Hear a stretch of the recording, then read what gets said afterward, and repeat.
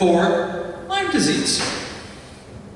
You've all heard about Lyme disease and how bad that is and debilitating, That's but the tip of the iceberg.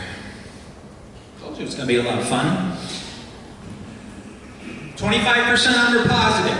So they're gonna give you Lyme disease if they bite you, or possibly would give you Lyme disease. It could. But that's not all the black-legged tick shares with us or other mammals. And you see the list there. The TBRF, tick. What is it now? It's tick-borne relapsing fever. Yes, thank you. But there's a number of other diseases that they transmit. And symptoms, they're all pretty much about the same. They're really going to make you feel like yuck. Fever, malaise, muscles, cramps, et cetera, et cetera. Lyme disease is not all. So when are we going to get him? Well, let's take a quick look at the life cycle of this guy. I don't know where you want to start on that life cycle, but well, let's start in the spring. Let's see, where is that? There it is. In the spring, the eggs hatch out to a larva, and unlike a lepidopterid caterpillar, it's not a creepy crawl sort of thing like a lepidopterid larva. It's just a very baby, small tick. And I've got a picture of a larva a little later to give you a sense of scale. So the larva hatches out, has to have a blood meal. So it's going to go to the deer, it's going to go to the mouse, it's going to go to you or me, get a blood meal, and it can't develop to the next life stage, the nymph, without a blood meal. So it's going to get a blood meal off of something. And it doesn't spend much time on these mammals. Drops to the ground and develops to a nymph, a little larger looking tick. That then has to do the same thing all over. Get a blood meal and develop into an adult tick. That has to get a blood meal in order to become mature and lay eggs to continue that cycle that you see up there. And that larva, that nymph, and that adult, all, as you said, take a blood meal. They all can also transmit any of those 4 or 5 diseases that were on the previous slide. So no matter how young they are, or how old they are, how mature they are, they can get us. Taking all the fun out of going into the woods. I apologize for not having the tick cards. Next month and months thereafter, I have promised Jackson that I will supply the club with stacks of those for you to have a card that looks much like this to be able to distinguish and identify these critters. Their size, relationship to that dime that's up there in the corner. Top, larva, nymph, adult is the black-legged tick. A little larger one is the lone star tick, and then the bottom one is the dog tick.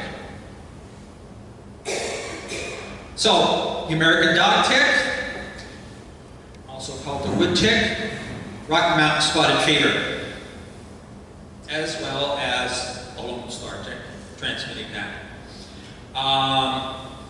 The lone star tick will also give you this meat allergy. I may not eat a lot of meat, but every once in a while, a really nice hamburger is really nice.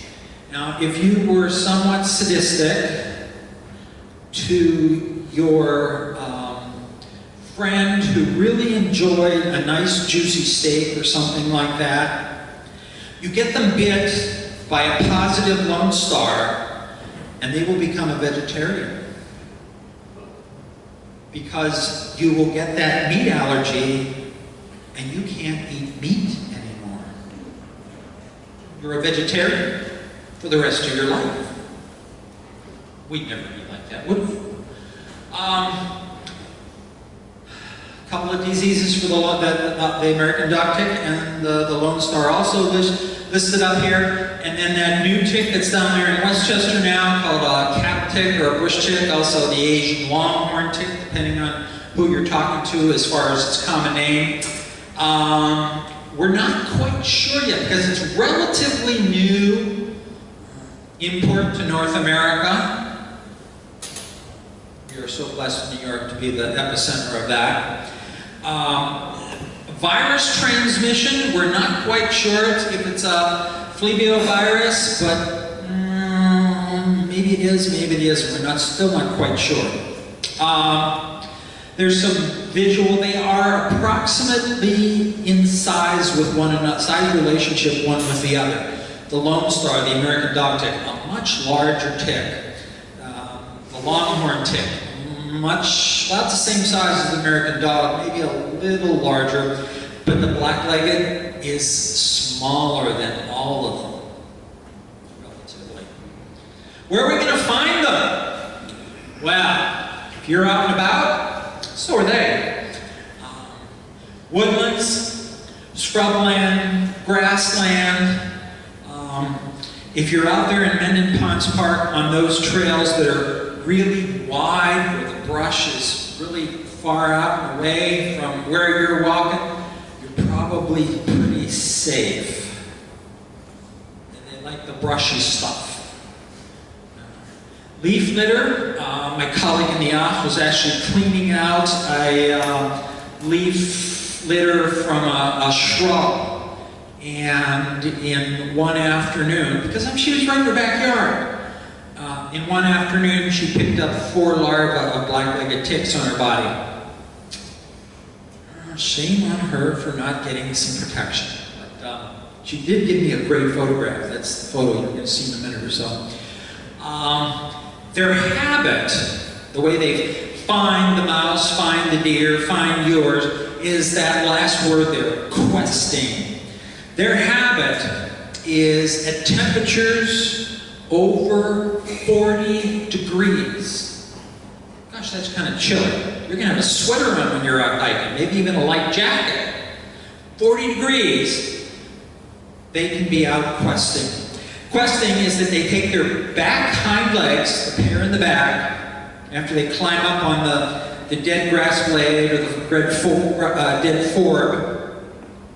They clamp on with those back legs, and then they drop down. They're hanging on, but they drop down and put out their front forelegs and wait for a meal, a walking blood meal, to walk by. And they grab on and let go with the back one, and now looking for a nice quiet place to live on you to get a blood meal. That's questing. So you may hear that word again. When? I talked about it. You know, if it's spring, summer, fall, winter, no, but the asterisks I'll put in there. My colleague, one of my colleagues in the Capital District was out and about on a January thaw this year and caught questing ticks. So, if it's above 40, count on them. Period. This summer, around here, you were actually pretty safe in walking in those potentially tick-infested areas. It's a small creature. It doesn't have that thick a body, a skin, exoskeleton. And hot, dry, boy, that's going to dry everything, including them. They stayed down in the duff. They may have gone after a black-footed, a little mouse, but they're not going after you. They weren't questing in that heat and dry weather. So it was relatively safe to be up there. Well, it was safe for you to be out there because they weren't up there. But once we started to get some moisture, a little bit of rain, they're a little happier, humidity's up a little bit, they're out questing. They don't like the heat and drought. And I guess we already talked, the other one was a better life cycle. The engorgement, the top half of that you saw a couple slides back, the bottom one was, you know, they take a lot of blood. Now fortunately, it's going to take about 5 days to, in the entomology world, there's a degree of engorgement is the operative. And a 0 is they haven't got a blood meal yet. 5 is fully engorged, and it goes 1 to 5. That guy on your right is fully engorged. And it takes 4 to 5 days to gather enough blood to be fully engorged. Now I realize we have cracks and crevices, or maybe we can't see all the parts of our body all the time to do a tick check. That's what your hiking partner is for. One who you know well enough that you can expose those parts of your body to do a thorough tick check. But I am somewhat surprised. Our office does tick identification for the strong system. And the number of stage 5 ticks that we get in for identification puzzles me. Something that big hung on you for 5 days before the doctor took it off? Holy fright. Now I can understand, you know, stage 1 or stage 2 that you might miss. That is the index finger of my colleague with a larva. One of the 4 larvae that she took off her body earlier this year. You're going to see that thing, I have said that it appears that that thing could sit between the 2 ridges of your fingerprint. Now look at your finger live and in color. Damn, that's small. And you're going to find those.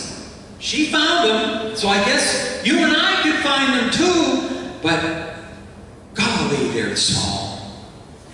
And they can transmit those diseases, if they're positive. What's your options? Okay, this is sort of a quiz first off. Those of you that are, I used the phrase, I sort of made it up tonight at dinner. Those of you that are terrestrial ADK members, meaning you are hikers as opposed to aquatic ADK members, like myself, or a waterways person. Those of you that are terrestrial members, do you wear long pants on a hike? Always? Do you tuck those long pants into your sock? Always? Are you risk preferred or risk averse? Do you own any permethrin treated hiking pants?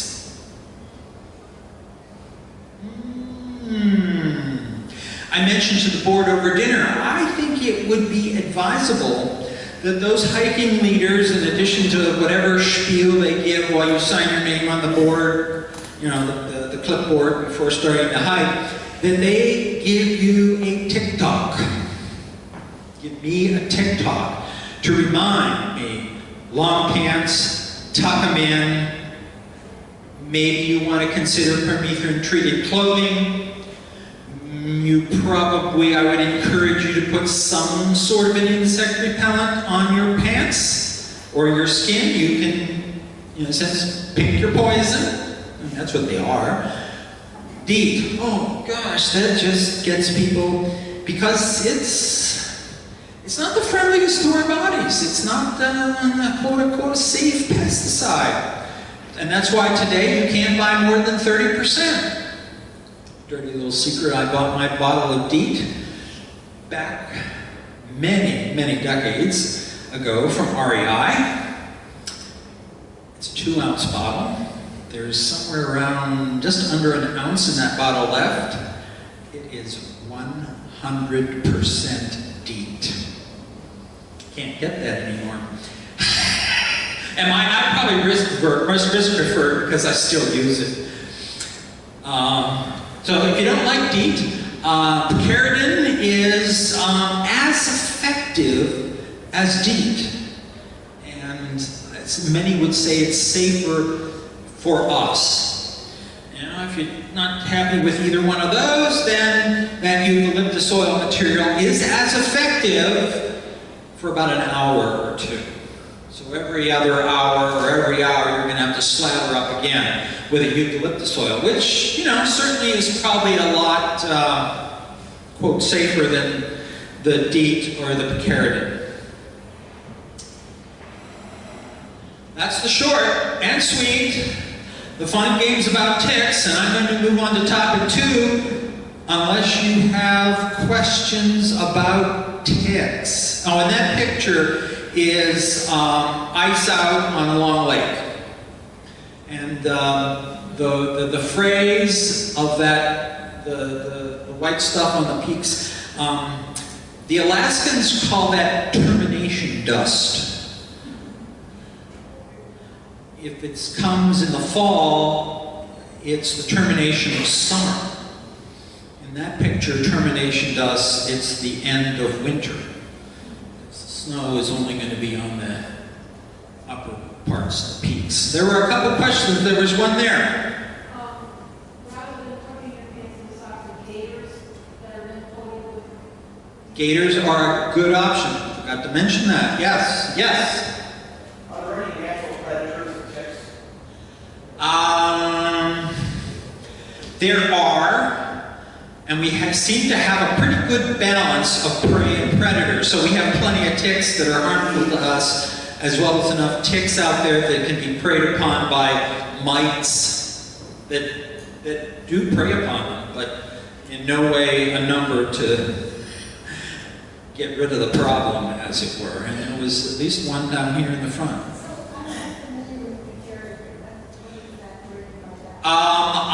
I had to hunt around a little bit. I did find it in Walgreens. It's in that section of the store that the DEET is sold, and the other insect repellents, the offs, this, that, and the other. In fact, it's all about marketing. It's called off, the same as off, and then you get the fine print, and it's DEET, and then there's off picaridin, and it's like, well, which one? What's the difference? Why should I? Damned if I know. But they're both on the shelf at Walgreens. Not to, take my extension, unbiased, research-based hat off for a moment. They're both at Walgreens, but you have to look at that fine print. If you're averse to DEET, picaridin is another chemistry that does a damn good job of protecting you. And both of those are fairly long duration. Once before you start the hiking, you're probably good to go. Unlike the eucalyptus oil that's going to wear out or become rather ineffective based on consumer reports science. Yeah, I'm sorry, yes, last one. Well, when I was on the hunt, I had the DEET in the closet. I wanted to get some picaridin just cause. I didn't look for the eucalyptus oil. It didn't jump out at me, so I don't think it was there. Yes?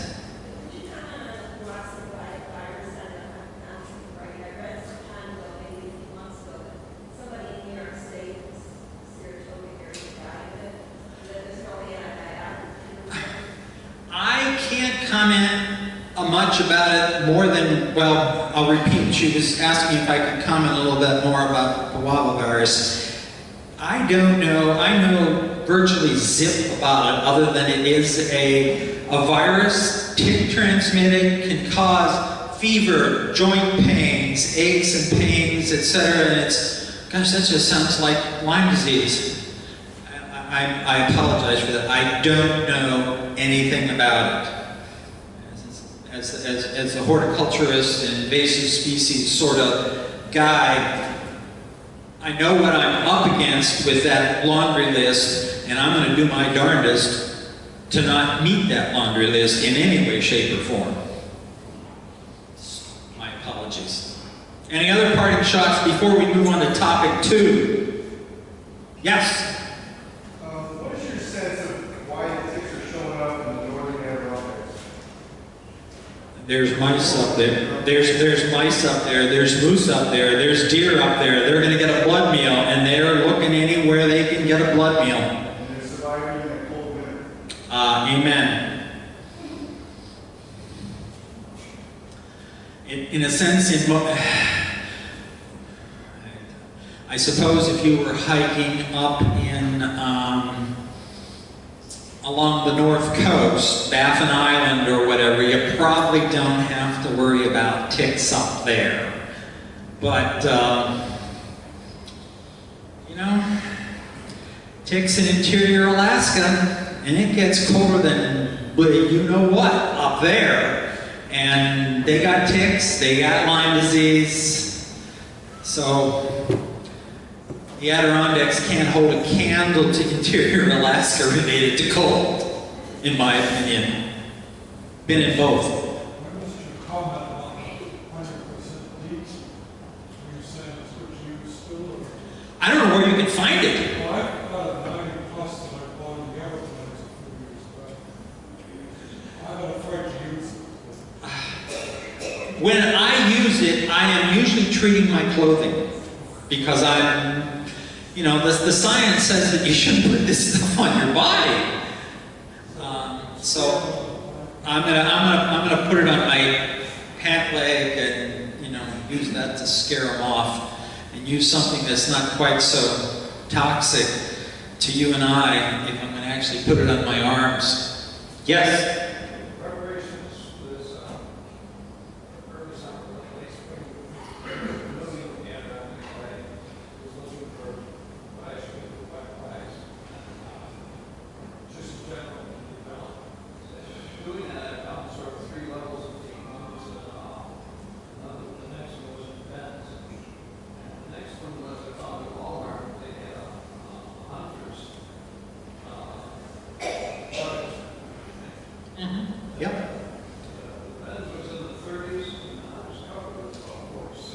Wow.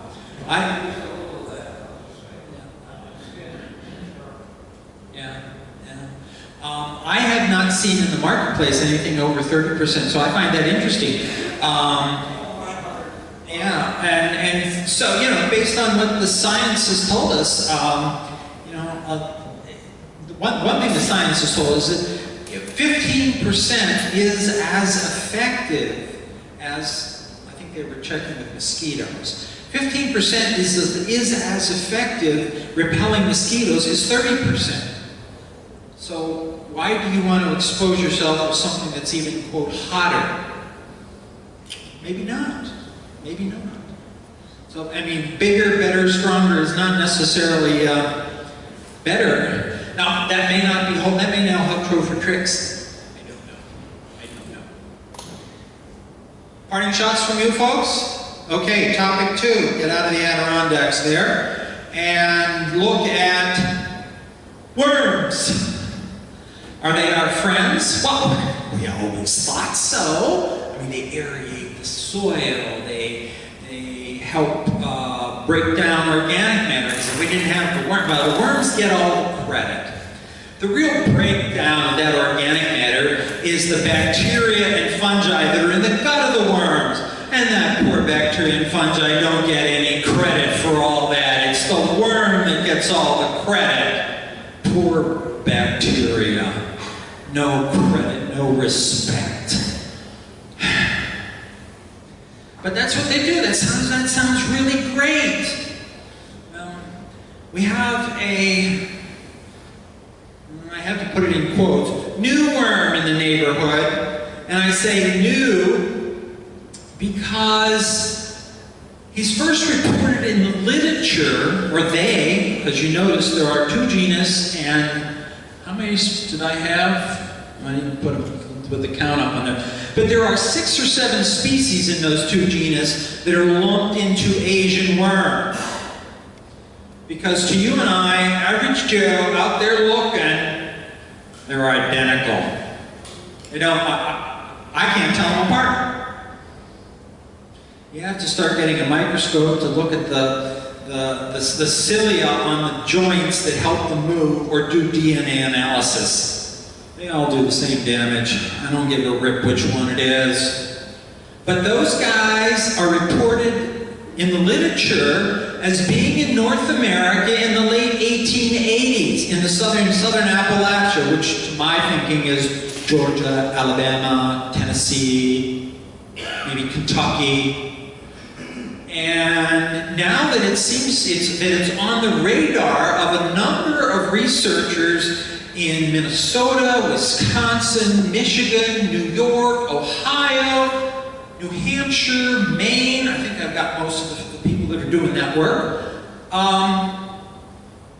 There's none of those good old boys down in the South that done any work on this thing in over 100 years. What the hell what's been going on? I can't answer that question. Us Yankees have been doing the work the last decade or so. Those are some of the other common names this guy goes by. And I think this is probably the best photo I have of them here to show with you today. The big difference between, let me back up here. Worms have been native to North America. Yes.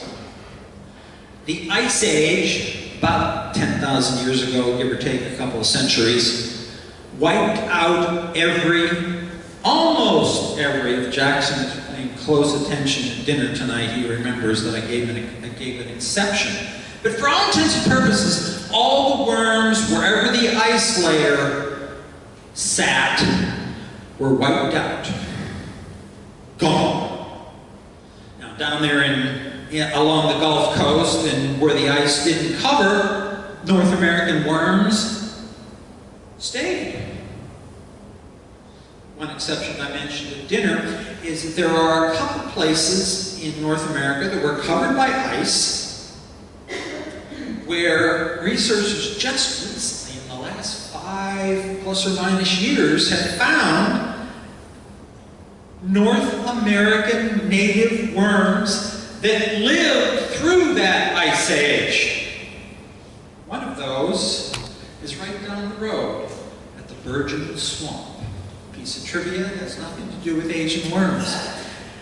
And the researchers are all agog about coming to the Engorgement swamp to investigate this guy because, wow, native worm under the ice. Anyway, identifying this guy, it's a little larger, not by much, to the European worm, the European earthworm.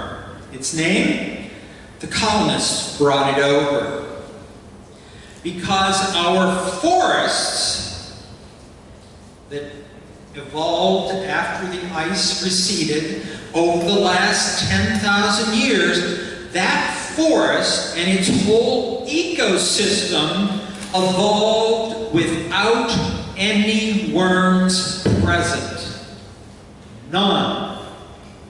We now introduce European earthworms. We introduce Asian, exotic, invasive Asian worms into that forest, and they wreak havoc. Now, the Europeans are a bunch of the European earthworms. Now, not Europeans. The European earthworm is a rookie at that, and it is somewhat of appears to me to be a balance, is that, yeah, it's eating and decomposing the forest duff, and more leaves fall, and the duff grows, and the worm eats it. It's sort of a balance sort of a thing. The Asian guy is just so much better at. The analogy, or the imagination story. Go out to Mendon Ponds tomorrow or this weekend and get yourself protected against ticks. And step off the trail and take a little bit of a walk. What are you walking on? You're walking on the forest duff. Well, that forest duff didn't get replenished since the leaves fell last October and November. And it gets replenished every fall with leaf drop. And so you're walking on last year's leaves that are starting to decompose to the bacteria that's in the gut of worms and the bacteria that's on their own. Get in a car tomorrow and drive to central Massachusetts or the Berkshires or Connecticut and get off the trail in that national park or that state park and walk. You are walking on mineral soil. The Asian worm in one season decimates all the forest duff. 1 year, it's gone. The leaves fall, creates a layer. The next summer, they eat it all. So who cares? Well, it's a nice sponge to walk on, so it's a little better on my back. Well, it's all about me, isn't it? No. The spring ephemerals and all those other woodland plants really require that duff to thrive. When that duff is gone, so are they. Mother Nature doesn't like bare ground. So what comes in? Yes. Primarily two nasty plants and two plants that were already there do okay. The two that do okay that are natives are the whole group of ferns and Jack in the Pulpits. So if you're out there in the woods and you see an area that is predominantly jacks and ferns, reasonable chance to suspect that there may be Asian worms in that area. The other two plants that move in on that duffless forest, swallow-wort and garlic mustard. Woo! Enough said about those two invasive species. So I got ahead of myself there because that's what this talks about. Yeah, I talked about this too. We can move right along. Yeah, it's considered a forest invasive. If you have a perennial border and you mulch that really nice for weed control and cool the soil and all those great horticultural benefits, you have just laid a banquet for those worms to be happy too. Well, how the H do we get them? Where do they come from? Because science would tell us that they on their own can move about 1 meter a year. So they're here and they detect better food over there. It's going to take them a year to finally get over here. And we see them moving a lot faster than that. Guess who's guilty? The two-leggeds that are in the room. Not individually, but we are moving it. And that's sort of that's one of my take-home messages for tonight, because I learned that a volunteer Cornell Cooperative Extension believes, and she can't prove it, that she and her hubby brought some of those worms to their home in Rochester after they returned from a hike in the Berkshires. And when they got home, one of the first things they did was they took their hiking boots. They didn't have them on their feet at the time, but they took their hiking boots, took them out in the backyard, and put the garden hose and blasted off the mud that was caught in the logs. And she suspects there were some cocoons of Asian worms, because they've been in New England for decades. there were some cocoons in that mud. And she washed it off into her yard. And she's a good gardener, so she had great habitat. And sometime, you know, maybe a decade or short of that later, she's out in the garden working, and she said, what are these exercise worms jumping around? These aren't like the earthworms that I grew up with. What's going on?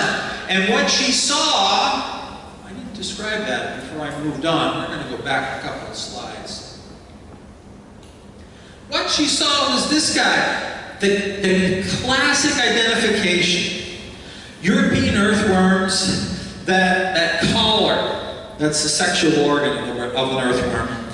On a European is maroon, black, very dark, sort of like the rest of its body. And it is proud, a little raised up from the rest of the length of the body on the European worm. On the Asian worm, it is gray to blonde. And it is smooth, it is no longer.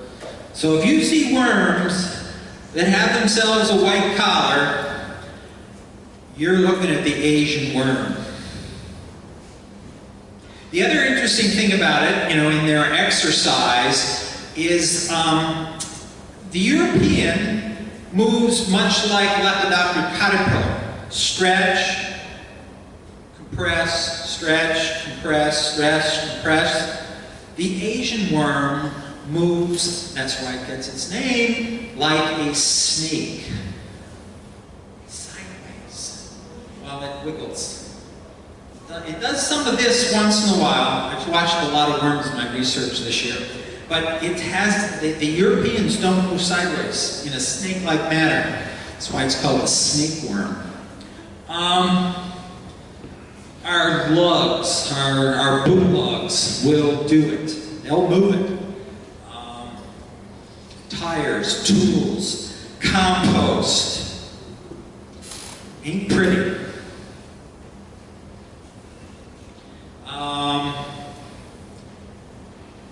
Oh, I've got a minute here. One of the, how do I group this thing now? I think I can do it here. One of the graduate students in the faculty, with the faculty member in entomology and I are working on, he has moved on, the student has moved on to Michigan for a PhD, but one of the things he did on the side, he did some claymation videos, and this one is about worms in general.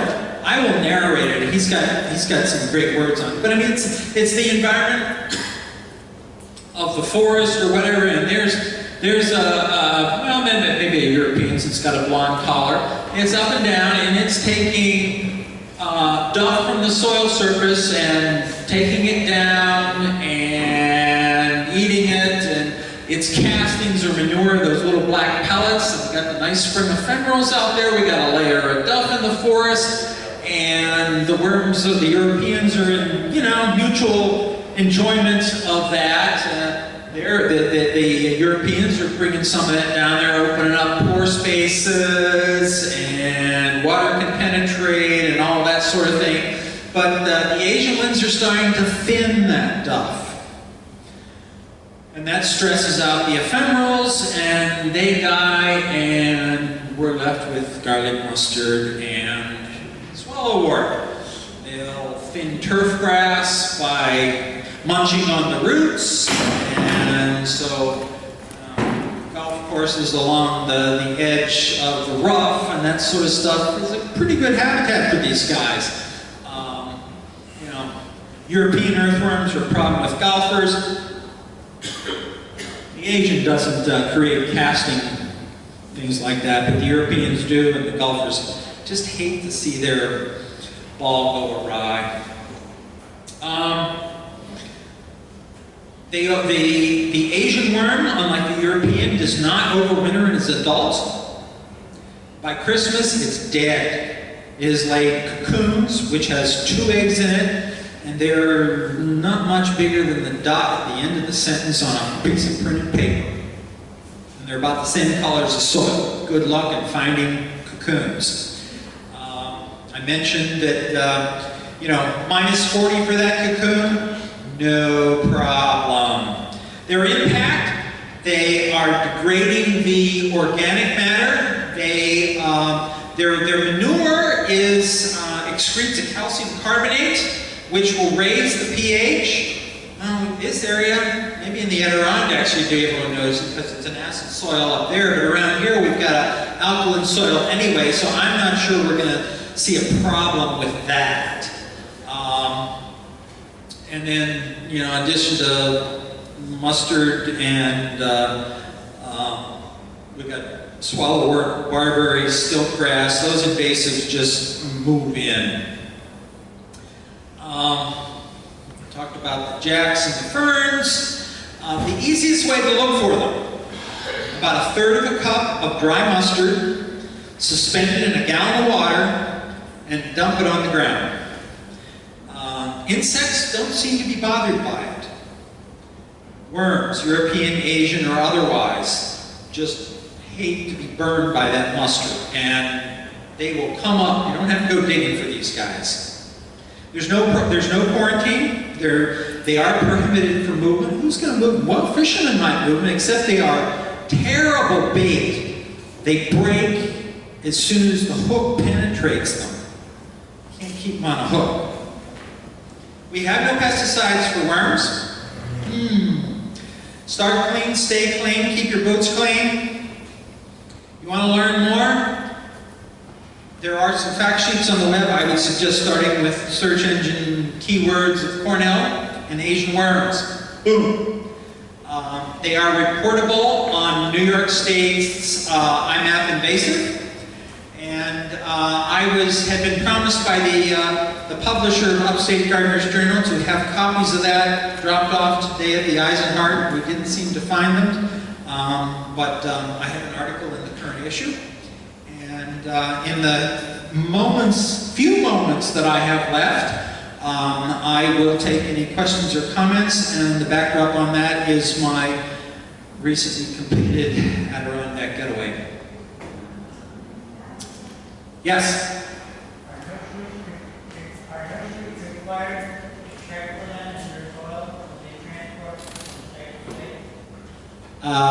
They are not regulated. The answer is no, not at this time. Tomorrow, maybe. Next year, more likely.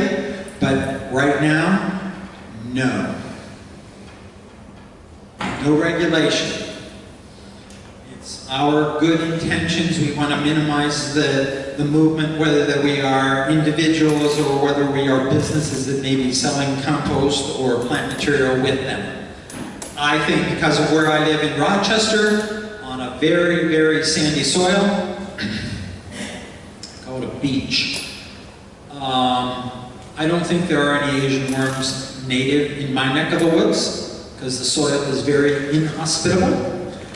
As soon as I moved in, I started adding compost and organic matter and mulches and all sorts of plants. I created a jungle. I've got them now. Did they come in the mulch? I don't know. Did they come in the compost? I don't know. Did they come in some of the plants I bought? I don't know. But one of those three sources, I brought them in. Any other questions? Comments? Clean your dogs. Not clothes. Clean your logs when you get done hiking to minimize the potential movement of the cocoons of this guy. It's the detriment of our forest when it gets well established. It's now in 30+ locations in Monroe County that I have identified, and I have not done extensive surveys. And I know some locations in the county that they aren't, but they're here in numbers. And I'm over time. I will turn it over to you, back to you, Jill, and thanks for the opportunity to talk about two of my favorite topics. Thank you.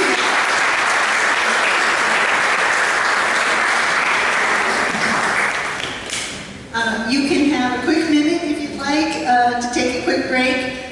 Luke will be in here to run the business meeting real quickly. Our speaker has had a journey getting here, so She just arrived from the Albany area, and she's going to take a minute to set up. So take 5, and Luke will start giving announcements in about 5 minutes, okay?